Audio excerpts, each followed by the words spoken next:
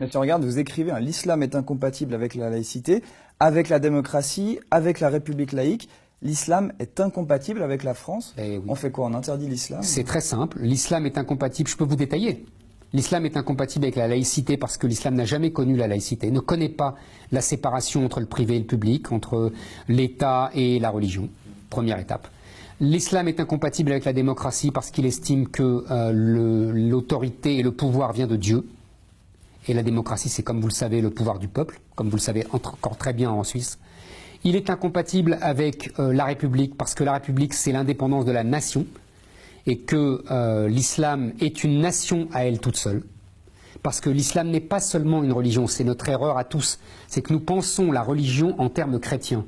Or, l'islam n'est pas qu'une religion, c'est-à-dire des rituels et des prières. Alors on fait quoi? On interdit l'islam en France? Attendez, je finis. L'islam est un régime juridique, est un droit, et est une nation, est une civilisation, qui impose à ses pratiquants qui impose des obligations pour le moindre moment de sa vie.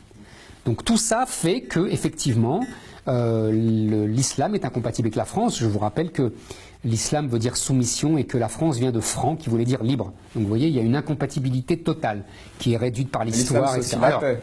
Comment? L'islam, c'est aussi la paix. Ah oui, vous avez tout à fait raison, parce que on m'a longtemps suggéré ça, on m'a longtemps indiqué ça, que en fait l'islam a un double sens. C'est la soumission et c'est la paix par la racine salam. Et en fait, je crois avoir compris cette double signification, c'est que on a la paix que dans la soumission à l'islam. Et d'ailleurs, c'est exactement ce qui se passe aujourd'hui. L'islam nous a déclaré la guerre parce que nous ne sommes pas soumis complètement à l'islam.